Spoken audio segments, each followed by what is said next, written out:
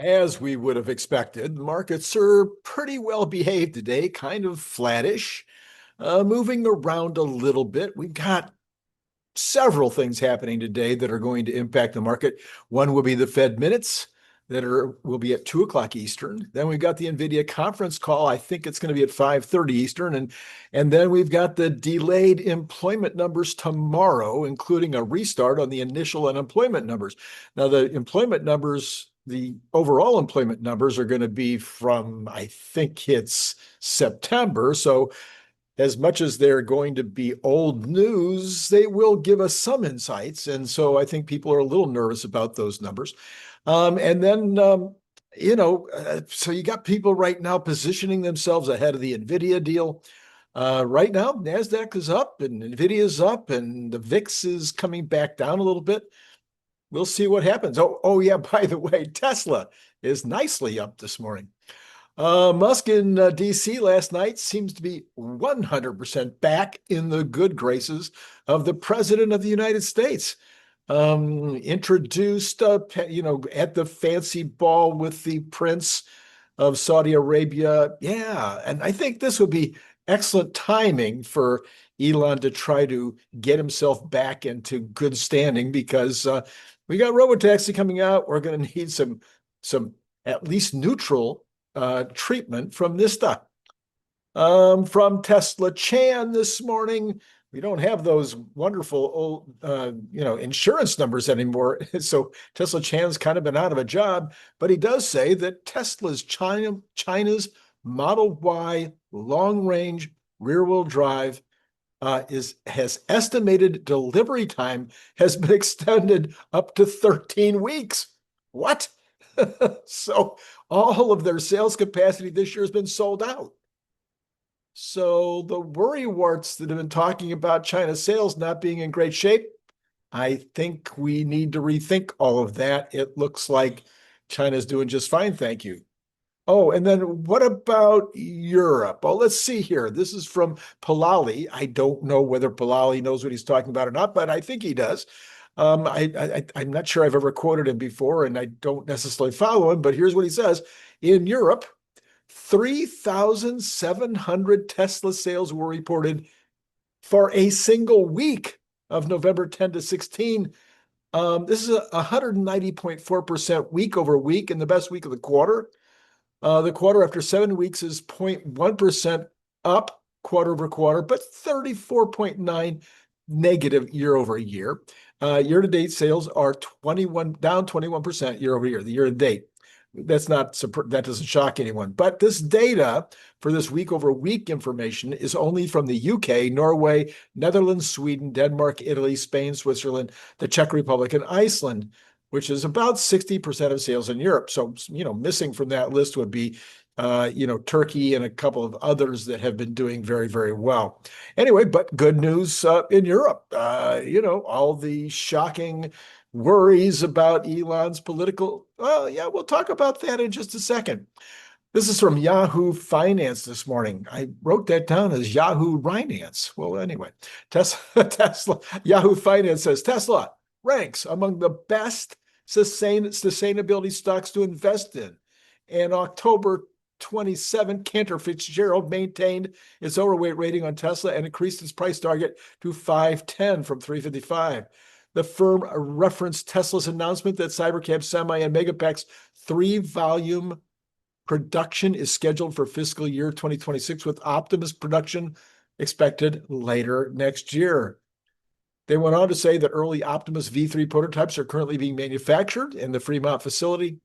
And the Gigafactory Texas line, which has annual capacity of 10 million units, is scheduled to begin production in 2027. Cantor Fitzgerald anticipates a significant increase in capital expenditures coming up in the new year. The firm right now is projecting $9.2 billion for this fiscal year and $12 billion for the year after. Now, that said, some firms advise caution around such lofty outlooks. Truist, on November 11th, reiterated its hold rating on Tesla with a price target of 406, almost exactly where we are this morning. while expressing concerns about the company's future growth drivers, noting that the company's physical AI technologies, including the Optimus robot, remain essentially unproven, with close to zero revenues at the moment. Now, if you're listening to the 𝐖𝐞𝐽𝐽 video last night, which of course you should have been, that's one of the most fun videos of the week now, as 𝐖𝐞𝐽𝐽 doesn't always necessarily agree with me. But anyway, if you might have missed it, I did want to run down these very, very important the news about Robotaxi over the last couple of days. Has just been so much news, which kind of indicates, kind of looks like we're, on the verge of having this whole thing start. So number one, Tesla opened up its app to everyone for use in Austin and Northern California for who has iOS. Some people are saying there's still only 20 or 30 cars in Austin. Don't know. Lots of reports of wait times up. We'll see. We'll see what happens over the next couple of days with regard to that. Tesla ground truth equipment was seen outside Philadelphia, adding yet another city and state to the list of those we've seen, which include Chicago, New York City, a bunch of Florida. Anyway, Tesla is also approved for autonomous taxi rides in Arizona. This is not this is autonomous. This means without a safety rider. Autonomous unsupervised appears on the verge of being approved in the Czech Republic. Volvo dropped its relationship with Luminar for failure to meet its contractual obligations, and Luminar, who has missed numerous debt payments, recently says it might have to file bankruptcy. Tesla has a position open in Japan that would seem to suggest that Tesla will be soon starting a robotaxi pilot program in Japan. And meanwhile, Waymo isn't sitting still. They've suggested they're heading to more cities, lasting another 3 or 4 cities or 5 cities that they're planning to start working in. But they only say they're going to have 2,000 cars by the end of 2026. So what, are they going to have like 50 cars in 30 cities? Japan is the 4th largest market if you consider the entire Eurozone and the UK as one market. So going into Japan with Robotaxi sounds pretty exciting. Mario Nauffel says that Tesla FSD, the 12% problem is about to become the tipping point. Tesla's full self-driving faces a fascinating inflection. Only 12% of owners currently pay for it, yet analysts predict explosive adoption. The disconnect between capability and subscriptions reveals humanity's deepest fear. They're surrendering control to silicon. But physics favors the inevitable. Every mile driven feeds the neural network. Every update improves performance. Every trial converts skeptics. Tesla analyst Stephen Gengaro nailed the psychology. When people experience it, they will be much more comfortable. Fear dissolves through exposure. As anybody can tell you, if they have children, or they themselves can remember their first ride on a roller coaster, and then their second ride, and then their third, and then more exciting roller coaster, and then the second, and then the third. The first autonomous drive terrifies. The 10th feels natural. The 100th becomes indispensable. Tesla's strategy of offering periodic free trials isn't marketing, it's behavioral conditioning for technological evolution. The mathematics are compelling. 10 million subscriptions required for Elon's tranche. So he needs to get 10 million people to pick up the subscription or to order and own it. Well, is that impossible? Well, consider smartphones went from luxury to necessity in 5 years. FSD offers something more profound. Every commute becomes productive. Every drive becomes restful. Once humans taste that freedom, regression thinks it becomes unthinkable. In the Elon Musk mission, I recommended sending out teams into every U.S. community over time, one weekend, maybe 25 teams, and you go into these 25 cities for 2 or 3 weekends. Then you go to these 25 cities. Red Bull did this in the beginning. I was consulting with one of their people at that time. And Red Bull went out to the campuses, and that's how they really made things happen. Anyway, I would hope that Tesla would do this at some point. Elon, you want to make your tranche? I think you got to send folks out there. I'll just put in one more plug this time. The entire personality of the car will change when the nag is gone. This is what I'm talking about. I've been talking about this for so long. And Elon keeps saying, yeah, we'll reduce the nag, we'll reduce the nag. You know, I'm on a 12.6 on hardware 3. So I'm not expecting to get full self-driving unsupervised until March, April, maybe later of next year. So in between, could you just reduce the nag to about 30 seconds? I mean, yesterday I was in the car and I wanted to do something on my screen, make some changes. I can't remember exactly what it was.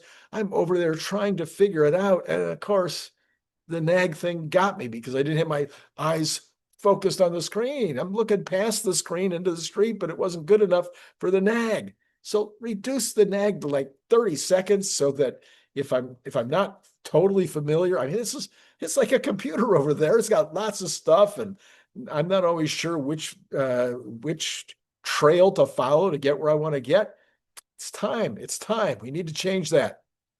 Okay, Tip Rank says, well, Tesla stock fell at the end of Tuesday, trading after media reports highlighted the results of a new poll. The new poll found that 41% of EV drivers globally said they would avoid the EV makers' products over political concerns.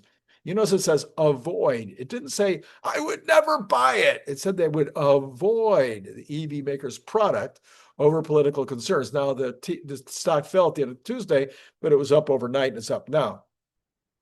The poll was conducted by Global EV Alliance, GEVA, a coalition of national electric vehicle associations from around the world, and it was between September and October this year.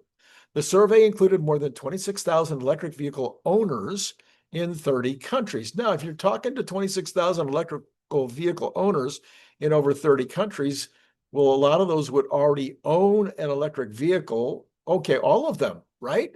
Am I getting the math right here? Oh, so that means that they would already have picked a preference. Oh, yeah. So we didn't talk to people who don't own an electric vehicle. We talked to those who have already chosen Volkswagen or already chosen Mercedes or already chosen a Chinese make. I think this would make it a biased poll. Providing further details, research shows that the avoidance of the Tesla brand was more likely in the US and Germany, where a little over 50% of the respondents from each country stated their reservations. In Norway, previously Tesla's flagship EV market in Europe, 43% aired a similar view. And of course, what we have this last 2 weeks is incredible sales in Norway. 400 on one day, 535 the next day. Sales way up. The poll results comes as Elon Musk in recent months stirred political controversy after he briefly headed the Department of Government Efficiency to cut governance costs for the U.S. That wasn't what did it.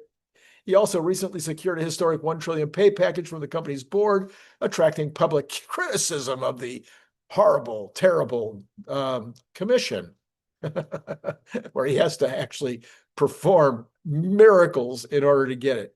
Anyway, Musk's hand gesture during Trump's second inauguration rally early in January was also interpreted by some observers as a Nazi salute, but not if anybody else does it. Not if Dami, whatever his name is, not if the other people do the same from the heart to you, which is what he was saying as he was doing it.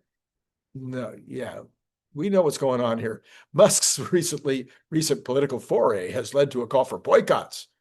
It's ended up in Tesla's being torched. I mean, I could go down a long list of horrible things that the left has done to Tesla as a result of all this. Nonetheless, Tesla appears to be losing the South American market to Chinese rivals, Geely, etc., according to a Reuters report, explained that, what do you mean? Wait a minute.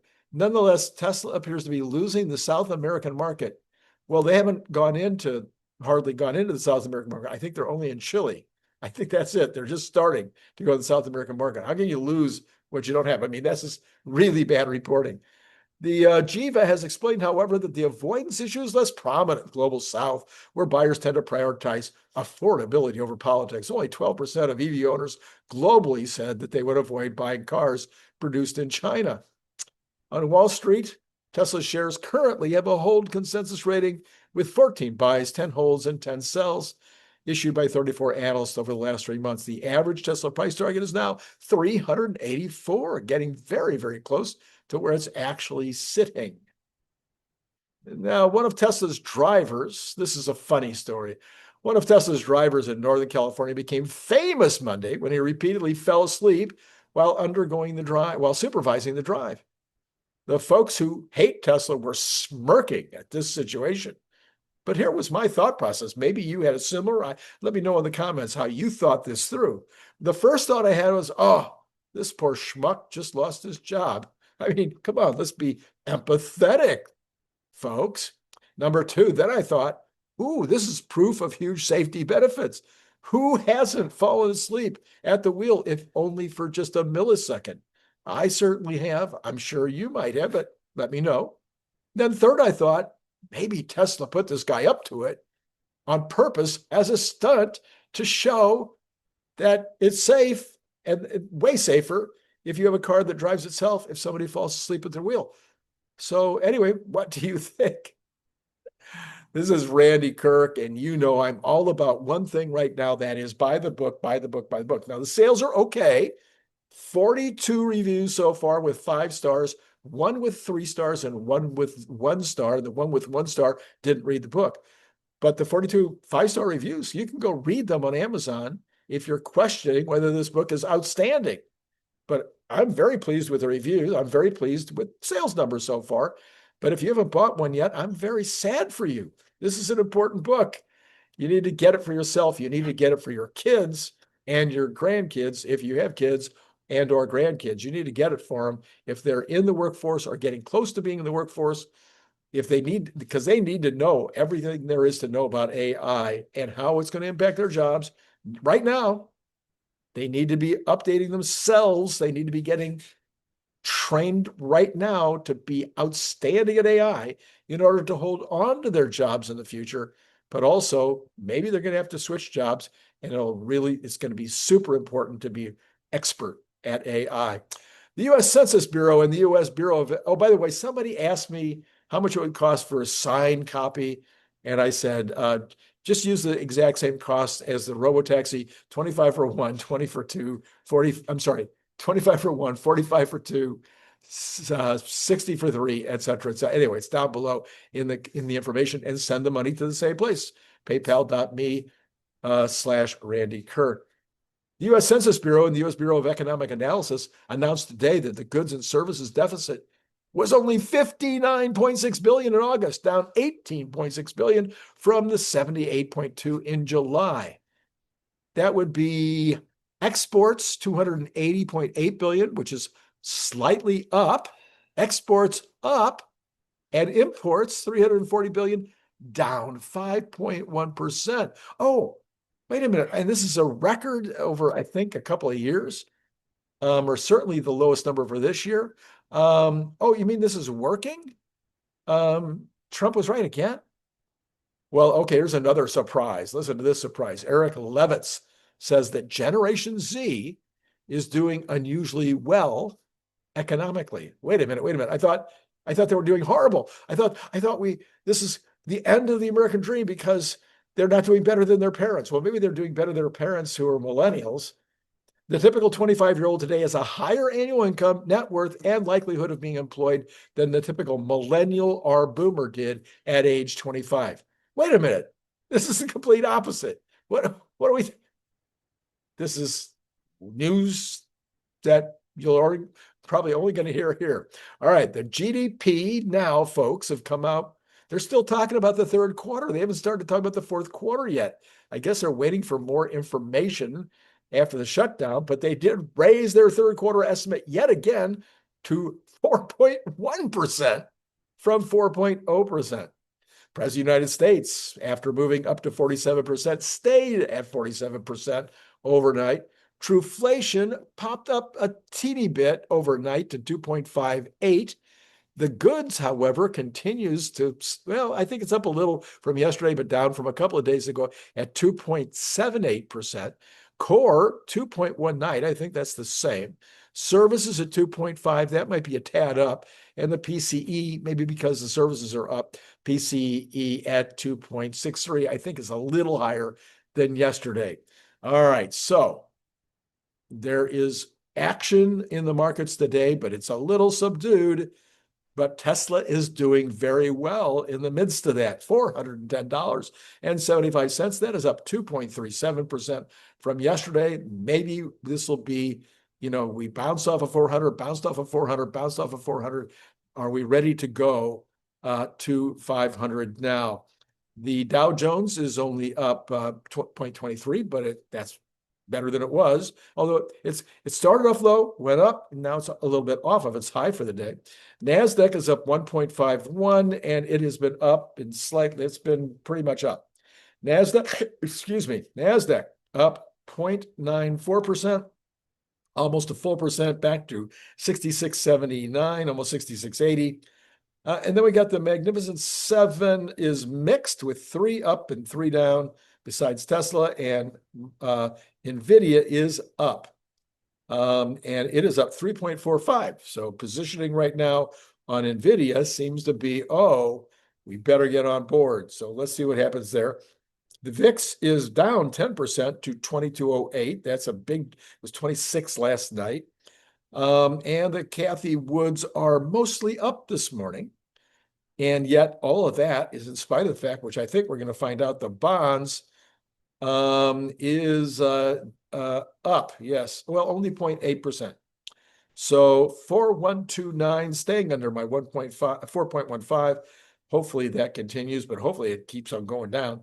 Asia is, I'm sorry, I don't care about Asia. The oil market, $1.65 down this morning. People keep talking about tons and tons of crude out there. 59.09 is where we are right now. Natural gas up, sadly, 4.16% to 455. Gold is up $59 today, 4,126. We'll see if it can go back up to 4,400, or whether my 3,400 before 4,400 becomes true. Silver up even more, 2.79, back up to almost $52. Copper up 0.81, back over 5 to $5.02. And the dollar, guess what? It's mixed. Continues lower against the euro and against the United Kingdom pound, and continues to be, wait a minute. Yeah, unclear right now. I'm going to pass on that. I'll just read that headline. The sterling edges lower. There you go. Bitcoin down 2,166 at 90,695. So potentially going under 90,000 again. Ethereum down more than that, down 4.21, $3,002. So potentially going under 3,000. We'll see if those hold or not. And that would be all there is. Now, by the way, Target, so-so numbers, Lowe's, so-so numbers. Target continues to be under pressure because I think of some mistakes that they've made in their politics, but maybe also in their positioning. They have a new CEO. He's trying to get things started again. But so Target off a little bit, lowered their guidance a little bit. Lowe's down a little bit, but they're going to be in the same boat as Home Depot, which I discussed with you the other day, that Home Depot was off a little bit, all because of durables. It's all about durables. And if the Fed cuts the rates, what's going to happen to durables, folks? In unison, if you watch this channel, you know what I think happens to durables if we can get those interest rates down a few more ticks. All right. What I got? You got, I think we're going to, Brian Wang for sure. Brian's champing at the bit. He's got a lot of stuff to talk about. So Brian Wang will be on. And then Jeff Lutz later in the day, probably. Brian White, I'm going to do another midday. I'm going to start it a little later because yesterday you guys didn't bite at all. Horrible result for poor old Brian White. And it was a good story. So I'm going to put up for the cards, I'm going to put up that Brian White video. And then I'm also going to put up the Nicholas Gibbs video because, of course, it was outstanding. Should I? Yeah, I'm going to put up the Larry Goldberg one too. Larry Goldberg, I did a video on him where he's discussing how much Elon Musk is contributing to the world economy, and it goes beyond the economy. It's really bigger than that. Again, you guys didn't really watch it very much, but yeah, maybe it's because you already read it on X, and I understand that. But if you haven't read it, if you haven't listened to it yet, I'm going to put all three of those up. You choose which one. Maybe you got one more time for one more, and you can select from those three. That's about all I got. It would be fun maybe to just go check on Tesla one more time. Let's see if it has gone up, down, or sideways. Tesla just down a little bit from its 410, 409, and 14, still up almost 2%. That's all I got for you right now. See you lots of more times today. It's been great talking to you.